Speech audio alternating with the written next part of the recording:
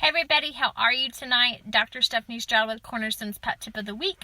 I am running some errands tonight, so don't mind me in my car, but wanted to get on and talk to you guys about some of the fall festivities. So many of us, as fall comes around, we like to go mushroom hunting. We sometimes like to go to the apple orchards. There's all kinds of different things we want to do. But the question is, can our pets come along with us, or is it something that's going to be a problem for them? So tonight I'm going to hone in on the mushroom hunting.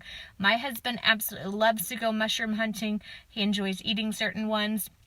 But as you know, with people too, there are certain mushrooms that are poisonous. And so mushroom poisoning is something that we can see in dogs quite often in the fall time. And so the question is, can they go with you? So my recommendations currently are that pets should not go with mushroom hunting with you. Reason being is they are very, very curious, okay? Just to think about your son or your daughter when they were a toddler, when they were a baby, what is their first response in checking things out? It's to pick something up and immediately put it in their mouth, okay? Well, dogs and cats, they don't go and they don't necessarily bat things around very much when they are exploring new things.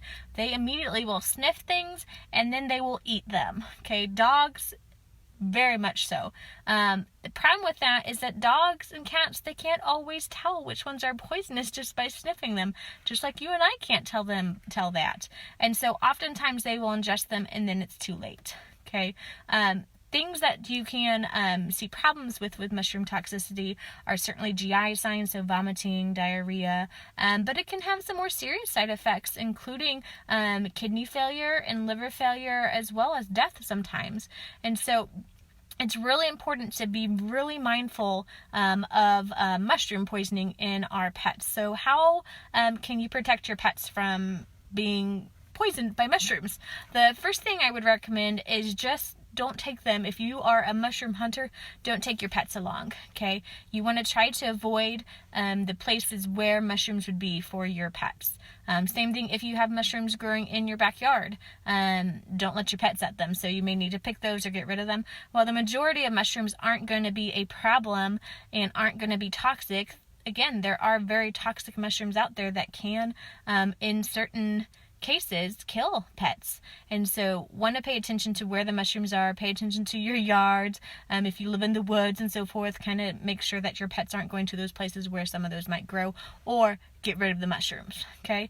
And so first, trying to decrease the exposure that your pet may have to that.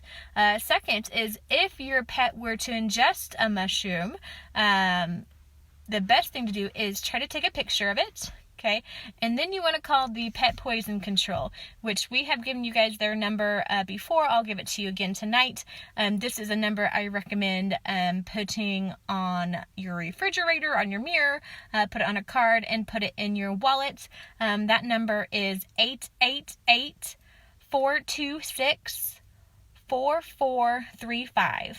Again, the number for the pet poison control is 888-426-4435. So if you have a pet that actually ingested some mushrooms, take a picture of the mushroom and then call the pet poison control. They're going to be able to talk through the case with you. They will discuss, try to figure out what type of mushroom it was, be able to tell you whether it's a toxic one, and then they're going to be able to tell you whether you need to seek emergency care. Again, most of the mushrooms are not going to cause a problem, and so you don't want to incur a emergency veterinary hospital bill if you don't need to. And so my recommendation, anytime your pet ingests something toxic or you are not sure whether to be toxic, call the pet poison control. There's a small fee to talk to a toxicologist, but they will be able to look at the amounts of potential toxin your pet ingested, look at the size of your pet, and then they're going to be able to tell you whether you need to seek emergency care or what to monitor for at home. They will also speak to the emergency vet. So let's say that your pet ingested a very high amount of poisonous mushrooms, and they have told you you need to get to an emergency hospital as soon as possible. Well, they are actually going to give you a case number, which you will then call me as the emergency vet, and I will call them and give them that case number, and they're going to go over with me of the things I need to watch for as a clinician with your puppy dog, so that as a team, between them and us and you, we can all get your pet to feeling better and back in your arms where they belong. And so making sure that you are aware of the environmental not contamination, but what is in your area is number one tip, like I said. Second tip, make sure you have that pet poison control number on hand so that you can quickly call the pet poison control. And the final tip is make sure you have the emergency veterinary hospital number for your area, okay? If your primary veterinarian sees emergencies, make sure you have their number on the refrigerator, in your wallet, on the mirror. Those same places you have the pet poison number, put your primary veterinarian hospital's number and the emergency veterinary hospital number there so that you can get someone quickly. You're not stressed and trying to run around saying, oh no, my puppy's going to die. No, you can stay calm, you can be efficient, and you can quickly call someone to get help. That way we can help you. So those are your 3 tips for some of the fall festivities. Join me next week to go over another fun fall festivity that may be a problem for our pets. All right, we'll see you guys next week. Bye-bye.